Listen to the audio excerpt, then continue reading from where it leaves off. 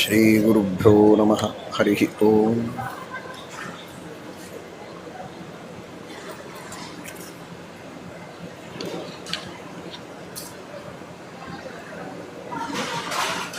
ಯತ್ಪದಂ ವೇದ ಸಂವೇದ್ಯಂ ಕಟಾಕ್ಷೇಣಾಪಿ ವೀಕ್ಷಿತುಂ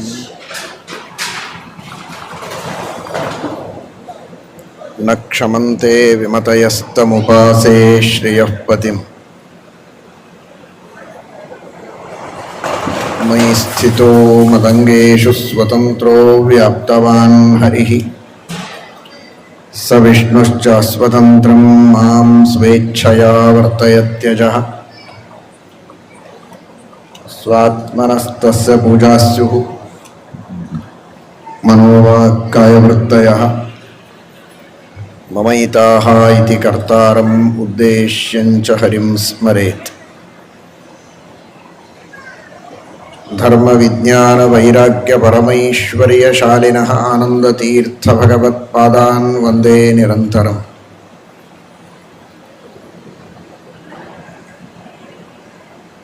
ಆನಂದತೀರ್ಥೋಪದಿಷ್ಟೋ ನಿಧಿರ್ನಾರಾಯಣಃ ವಯಃ ಪ್ರದರ್ಶಿತೋ ಯೇನ ಸಮ್ಯಕ್ ಜಯತೀರ್ಥಂ ತಮಾಶ್ರಯೇ. ಸತ್ಯಧೀರಕರಾಬ್ಜೋತ್ಥಃ ಜ್ಞಾನವೈರಾಗ್ಯಸಾಗರಃ ಸತ್ಯಜ್ಞಾನಾಖ್ಯತರಣಿಃ ಸ್ವಾಂತಧ್ವಾಂತಂ ನಿಕೃಂತತು. ಸತ್ಯಾಭಿಜ್ಞಕರಾಬ್ಜೋತ್ಥಾನ್ ಪಂಚಾಶದ್ವರ್ಷಪೂಜಕಾನ್ ಸತ್ಯಪ್ರಮೋದತೀರ್ಥಾರ್ಯಾನ್ ನೌಮಿ ನ್ಯಾಯಸುಧಾರತಾನ್.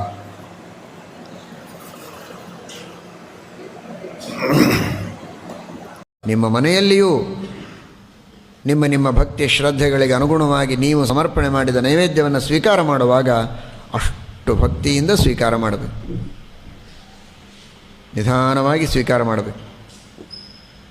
ಸಾವಕಾಶ ಊಟ ಮಾಡಿರಿ ಅಂತ ಅದಕ್ಕೆ ಹೇಳ್ತಾರೆ. ಸಾವಕಾಶ ಊಟ ಮಾಡೋದು ಅಂದರೆ ಬರೇ ಹೊಟ್ಟೆ ತುಂಬ ತುಂಬಿಕೊಳ್ಳೋದಕ್ಕೆ ಸಾವಕಾಶ ಊಟ ಅಲ್ಲ. ಅನೇಕ ಕಾರಣಗಳಿಗೆ ಸಾವಕಾಶ ಊಟ. ಭಕ್ತಿ ಬರಬೇಕು, ಅನುಸಂಧಾನ ಬರಬೇಕು. ಏನು ನಾವು ಅಷ್ಟು ಸಾವಕಾಶ ಮಾಡ್ತೀವಿ ಅಂತ ತಿಳ್ಕೊಬೇಡ್ರಿ, ಮಾಡಬೇಕು. 32 ಸಲ ಅಗಿಬೇಕು ಅಂತಿದೆ ಒಂದೊಂದು ತುತ್ತು. ಗಬಗಬ ಅಂತ ನುಂಗಬಾರ್ದು. ಒಂದೊಂದು ತುತ್ತು 32 ಸಲ ಅಗಿಬೇಕು. ಅಗದು ಊಟ ಮಾಡಬೇಕು. ಅಂದರೆ ಪೂರ್ಣವಾಗಿ ಜೀರ್ಣವಾಗ್ತದೆ. ಅಷ್ಟು ಅಗಿಯೋ ತನಕ ಆ 32 ಲಕ್ಷಣಗಳಿಂದ ಕೂಡಿದಂತಹ ಅನಂತರೂಪಿಯಾದ ಆ ಒಂದೊಂದು ಅಗಳುಗಳಲ್ಲಿಯೂ ಸನ್ನಿಹಿತನಾದ ಪರಮಾತ್ಮನ ಅನುಸಂಧಾನವನ್ನು ಮನಸ್ಸಿನಲ್ಲಿ ಮಾಡುವುದಕ್ಕೆ ಅವಕಾಶ ಸಿಗ್ತದೆ. ಸಾವಕಾಶವಾಗಿ ಊಟವನ್ನು ಮಾಡಬೇಕು, ಭಕ್ತಿಪೂರ್ವಕವಾಗಿ, ಅನುಸಂಧಾನಪೂರ್ವಕವಾಗಿ. ಸಾವಕಾಶ ಊಟ ಮಾಡಬೇಕು ಅನ್ನೋದಕ್ಕೆ ಇನ್ನೊಂದು ಅರ್ಥ ಇದೆ. ಹೊಟ್ಟೆಯೊಳಗೊಂಚೂರು ಅವಕಾಶ ಉಳಿಸಿ ಊಟ ಮಾಡಬೇಕು. ಹೊಟ್ಟೆನೂ ತುಂಬಿ ಕುತ್ತಿಗೆ ತನಕ ಬಂದು ಮೂಗಿನ ತನಕ ಬಂದು ಅಲ್ಲ,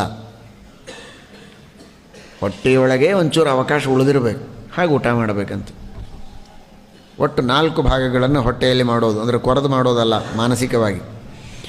ಅದರೊಳಗೆ 2 ಭಾಗಗಳು ಮಾತ್ರ ಅನ್ನದಿಂದ ತುಂಬಬೇಕು. ದ್ವೌ ಭಾಗವು ಪೂರಯೇದ್ ಅನ್ನೈಹಿ.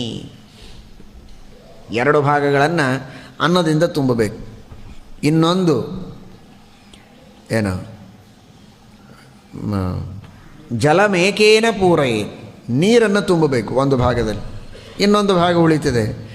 ಮಾರುತಸ್ಯ ಪ್ರಚಾರಾರ್ಥಂ ಚತುರ್ಥಂ ಅವಶೇಷಯೇತ್, ಗಾಳಿ ಸಂಚಾರಕ್ಕೆ ಅಂತ ಒಂದು ಭಾಗ ಇಡಬೇಕು.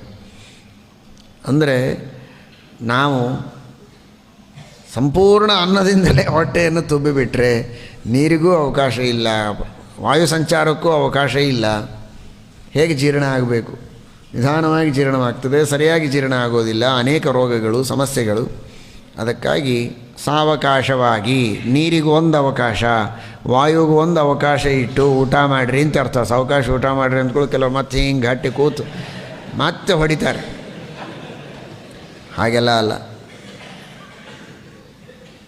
ಈ ಅವಕಾಶವನ್ನು ಹೊಟ್ಟೆಯಲ್ಲಿ ಕೊಡುವಂತಹ ಪರಮಾತ್ಮ ಯಾರು ಅಂದರೆ ವಾಸುದೇವ ಅಂತ ಹೇಳಿದ್ದಾರೆ. ಅನಿರುದ್ಧ, ಪ್ರದ್ಯುಮ್ನ, ಸಂಕರ್ಷಣ, ವಾಸುದೇವ, ನಾರಾಯಣ. ಇದರಲ್ಲಿ ಅನಿರುದ್ಧ ಮತ್ತು ನಾರಾಯಣ ಎಂಬ ಭಗವಂತ ಭೋಜ್ಯವಾದ ವಸ್ತುಗಳಲ್ಲಿರ್ತಾನೆ. ಪಾರ್ಥಿವ ವಸ್ತು, ಜಲೀಯ ವಸ್ತು, ನೀರಿನ ಅಂಶವೂ ಇರುತ್ತದೆ, ಪಾರ್ಥಿವ ಅಂಶವೂ ಇರುತ್ತೆ. ಅಲ್ಲಿ ಅನಿರುದ್ಧ ಮತ್ತು ನಾರಾಯಣರಿರ್ತಾರೆ. ಭೋಕ್ತೃಗಳು, ಭೋಗ ಮಾಡುವ ವ್ಯಕ್ತಿಗಳಿದ್ದಾರಲ್ಲ, ಅವರಲ್ಲಿ ಆ ಭೋಗ ಮಾಡುವ ಶಕ್ತಿಯನ್ನು, ತಿನ್ನುವ ಶಕ್ತಿಯನ್ನು ಕೊಡೋದಕ್ಕೆ ಸಂಕರ್ಷಣ ಮತ್ತು ಪ್ರದ್ಯುಮ್ನ ಎಂಬ 2 ರೂಪಗಳಿಂದ ಪರಮಾತ್ಮ ಇರ್ತಾನೆ.